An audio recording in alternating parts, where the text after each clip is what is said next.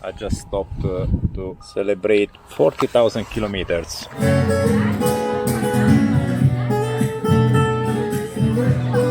We are happy now. We are in Turkey. We are in Alanya. They have to push the front of the motorbike because it's so heavy.